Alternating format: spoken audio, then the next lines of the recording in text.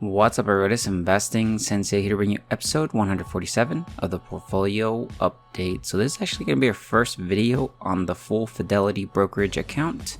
So in this last video, I talked to you guys about how I was transferring from M1 Finance to Fidelity. Since I have majority of my net worth on Fidelity, I have my HSA, my Roth IRA, my 401k, my growth portfolio, and as well my cashback portfolio. That all my credit cards, all my cashback that I do get, I put all my money in there and just put the money there and let it grow. But I was going to try to put everything under Fidelity, but there were a couple things that I found out that apparently you cannot have two margin accounts within Fidelity. So that was a big downside for me. So I will be transferring over this portfolio over to Charles Schwab. So hopefully I said that, because I know in the last video somebody said that I mispronounced it. So yeah, let me know if I mispronounced it again. But yeah, I'm planning to transfer it over to Charles Schwab, which there are two reasons, and that is because I will be able to have margin on this account. Not saying that I will be using margin, but I would prefer to have a margin account versus a cash account. And as well, there's one other thing, which is if you sign up with somebody's referral link, you do get, depending on how much you transfer over to their account, you can get free money. So if you transfer over $25,000 to about $50,000, they're gonna reward you $100. If you transfer over from $50,000 to about $100,000, they will give you $300. And then if you transfer over between $100,000 to $500,000, you'll get about $500. My portfolio would fall under this category, so I would get $500 just for free, just for transferring over. And I will be reinvesting that into some dividend companies that those $500 maybe 10-20 years from now will be worth way more. So definitely excited for that. And then obviously if you deposit more than $500,000, they would give you $1,000. So pretty good sign up bonus there for us, and I definitely plan to do that. So those are the two main reasons why I'm going to move over to Charles Schwab's. They also have some pretty cool features that I've been looking up into. I don't think there's anything wrong with Fidelity or Charles Schwab's. I don't plan trying out both platforms, and I think that's where I'm going to head this portfolio towards. I definitely enjoy Fidelity. Just my downside is the margin account, and as well, I'm going to get this sign up bonus. So definitely would love to invest this into more stocks. But as you guys can see, this is the dashboard for the Fidelity Easy Money Dividend Growth portfolio. As you'll see, if we look at the balance here, you'll see that for the 1 month, obviously we don't have much information, but you'll see that the account actually closed at $195,299.66. If we started from the week on August 8th, it actually started at $188,116.84. So we started moving upwards. So that is pretty sweet there, and we will see how that plays out. Really, in the long term, we don't really care much about the capital appreciation. We care about this type of performance here. We want to continue to see this dividend income continue to grow and grow over time, because that is what eventually the long term, we're going to try to live off of this stuff. And they do get a pretty amazing tax benefit, which is qualified dividends, where you pay about 15 to 20%, and that's pretty awesome there. If we look here, you see that we are trying to hopefully hit a huge goal, which I guess the monthly, we're trying to hit about $300 on monthly on average, which that is our goal for 2022. I think we're going to get there, definitely, especially because we continue to dollar cost average every single week, and then we continue to reinvest the dividends. So definitely excited, looking forward to that. It'll be exciting to see how long it takes us to achieve that goal. Remember that we do have these goals we set ourselves for 2022.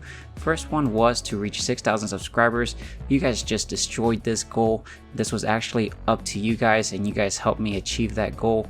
We're on our way to 8,000 subscribers. So if you're new to the channel, make sure that you're subscribed with that bell notification, and as well, drop a big thumbs up on the videos to help out the channel.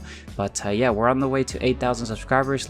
Help me out, help me reach that goal, and let's see how long that takes. But yeah, I definitely bring the portfolio update videos every single Sunday, so you can definitely look forward to that. and I'm always looking for new video ideas if you see anything interesting that you would want me to cover. But you guys see here, we are trying to achieve about $300 per month on average each quarter, and then the other thing is here, reach about $110,000 invested of my own money, which so far we've invested about $106,000, so we have about maybe $4,000 more to go. This one, I don't know if we will achieve this one. This one's definitely just up to the market, depending on how it all goes. This one right here is to continue to dollar cost average $100 every week at a minimum. So we are doing that. That's within our control. And then we have the drip. So every time a company pays us out a drip or a dividend, we continue to add an additional $20 towards that company. Right now I will be doing that. I'll deposit that, but I'm not going to be buying fractional shares, especially because I do plan to transfer over from Fidelity to Charles Schwab's. Once I do that, I will start initiating the $20. I still deposit the money. I'm just not going to buy the fractional shares. I'm trying to stick to buying full shares of a company, which you guys will see once we jump over to the activities and what I show you guys what I did this week with the Fidelity account. But if we look at the portfolio summary again, you'll see that the biggest movers this week, you'll see that we had Nvidia. It moved about 4.27%, which is about $900, almost $1,000. We had Pfizer, Disney, Skyworks, APD, and Apple. These were the biggest movers here. If we look at the portfolio events here, you'll see that on August 15th, we do have Home Depot announces earnings. August 16th, Target announces earnings, so pretty cool there. And then if we show you guys the positions, so positions here, you'll see that there's actually one main thing that I want to show you here, which is actually, if I probably scroll down to the very bottom, is probably where we'll see this. So you'll see this call and this call. This one's for Nvidia and this one's for Apple. I'll cover this in a little bit, but I do definitely want to cover these because that is one of the ways that I do plan to try to aggressively grow my portfolio, especially because I think it's money that I'm just leaving on the table there with minimum risk, right? So there is some risk for doing this, but overall I think the risk is worth it. If I show you guys the activities, you'll see if I scroll to the very bottom, you'll see that on the 8th we did a transfer ACAT, which is they basically just transferred the money. Then we got the $100 deducted because M1 Finance does charge you $100 to transfer your portfolio over. But remember, if you are transferring over to Fidelity and it's over, I believe, $20,000 or $25,000, you will get reimbursed on this. You just got to call Fidelity. So you'll see all the positions, they all got transferred over. And so, if you scroll down over here, and then you'll see that on the 11th of August, I deposited $160, and that is because, remember, we dollar cost average every single week into the portfolio. $60 was because I was expected to get 3 dividends from, I guess 3 dividends this week from the companies I do have in my portfolio. We actually bought on the 11th, we bought Altria 1 full share, so that was pretty sweet. We bought another full share of Starbucks as well on that day, and we also bought a Target full share.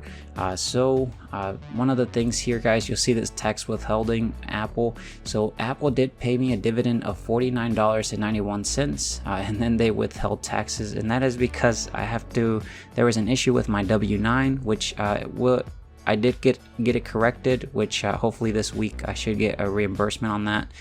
Then you'll see the $100. I actually got reimbursed on the ACAT transfer there. And then you'll see here, guys, that I actually sold a covered call on Apple that will expire on the 19th of August, and with a strike price of $177.50. And then they paid me out $22.73 for this. I believe this was actually 2 covered calls, which whenever we jump to the positions, I can show you more in detail there. The other one I did sell was the Nvidia covered call. which was a strike price of $212.50. And then this one expired, well, this one's gonna expire next week on the 19th of August.